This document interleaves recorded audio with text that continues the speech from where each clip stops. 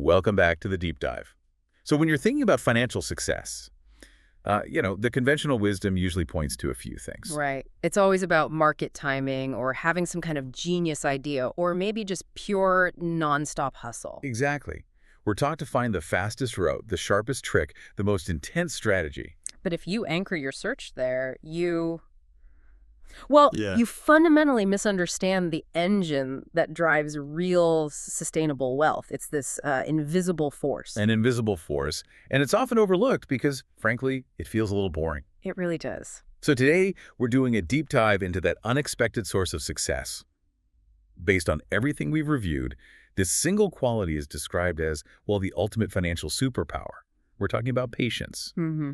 And let's go a step further. Imagine, as the research suggests, that money wasn't mainly earned through talent or luck, but through the deliberate application of patience. It does sound a bit like a line from a self-help book, doesn't it? But we have to be really specific about the type of patience we mean here. This isn't just, passively waiting for a red light to change. It's strategic. It's an active choice to hold steady. A choice? Yeah, the analysts we follow, they define it beautifully. They call it the kind of patience that feels like a quiet storm inside you. A quiet storm. I like that. It's that powerful choice to refuse the impulse to react, and instead you choose to let time do the heavy lifting for you. That distinction is so crucial. Passive waiting versus active intention. And that's really the mission of this deep dive.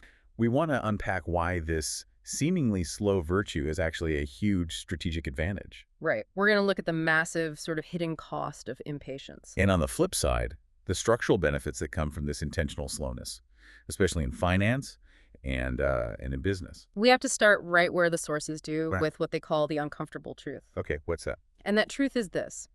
The vast majority of people lose money, or they just fail to build it, not because they're unlucky, but because they're behaviorally impatient. Behaviorally impatient. They're constantly chasing the immediate, the high dopamine win. The rush, that constant search for a shortcut. You see it everywhere. Everywhere. It's the 30-day miracle diet. It's the entrepreneur launching 3 new things every 6 months, or the trader checking his portfolio every 10 minutes. The research calls it seeking the glow up without the grind. And we've all felt that pull, haven't we? That temptation to click on the headline that promises everything right now. And that desire for an instant result, that's the root of self-sabotage. It is a core behavioral flaw. So you're saying if you build your decisions around that immediate feeling of progress, you're setting yourself up to fail. You're guaranteed to fail at anything long-term. You just can't build an empire in a hurry. You can't force compounding to go faster. That's the part that really hits hard. The idea that our own behavior is the enemy, not the market. So what does that self-sabotage actually look like? Is it buying high and selling low? It's both of those, but even more importantly, it just manifests as quitting. The sources, they highlight this test that every successful person faces. They call it the test. Okay. It's that moment when the process feels painfully slow, when it feels like nothing seems to be happening. The effort you're putting in doesn't match the reward you're getting out. Not at all. It's abysmal. And the impatient person, they look at their tiny returns, their barely functioning business, and that inner voice, fueled by social media or whatever, just says, give up. This is pointless. That psychological pressure is immense. I mean, Yeah. if you've been doing all the right things for a year and you're barely better off, it takes so much discipline not to just pull the plug. Exactly. Or they panic sell their stocks during a dip just to stop the pain of seeing the number go down. Right.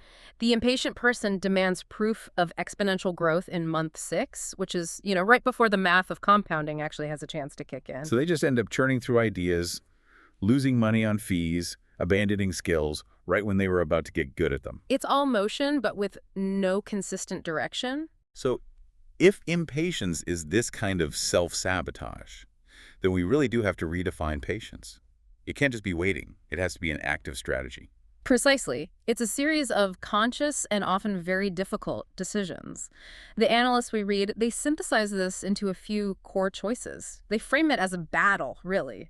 Present comfort versus future structure. Okay, let's break those choices down. First, they define financial patience as choosing long-term results over short-term feelings. That sounds like the hardest one. It is, because we're biologically wired to care about today's comfort, today's safety. Yeah. A patient person has to look past the anxiety of a dip or the excitement of a bubble. And that leads right into the second choice, which was my favorite takeaway from this whole thing. What's that? choosing discipline over dopamine. It's the perfect way to put it.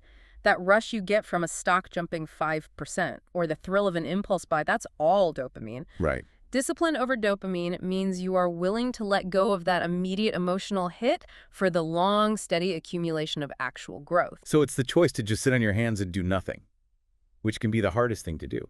And often the most productive choice you can make. Then there's the third one, Which is? choosing growth over gratification.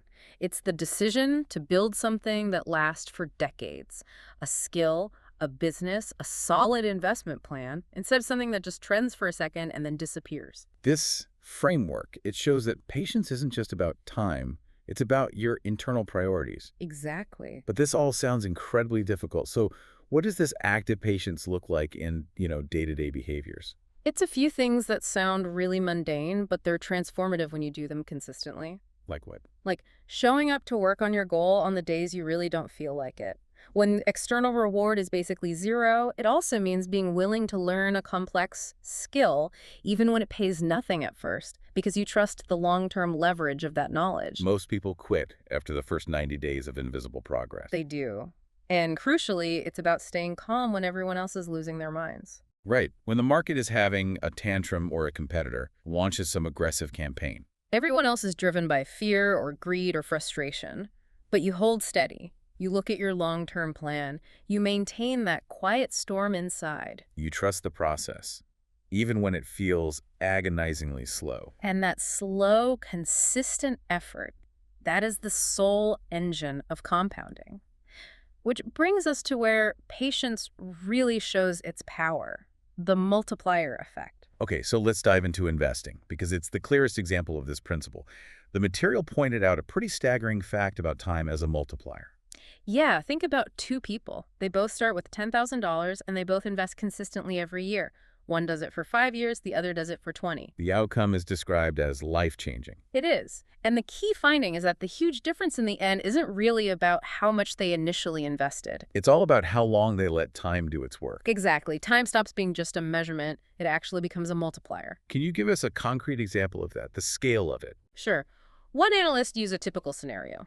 A person investing $5,000 a year might have, say, $35,000 after 5 years. It's a very linear return on your work. Makes sense. But if they continue that exact same process for 20 years, the portfolio doesn't just quadruple to $140,000. It might hit $250,000, maybe even $300,000. That's a massive leap. And here's the kicker. In the scenario we looked at, the money earned in just the final 5 years was often more than the total returns of the entire first 15 years combined. Wow. That's the point where the compound curve goes parabolic.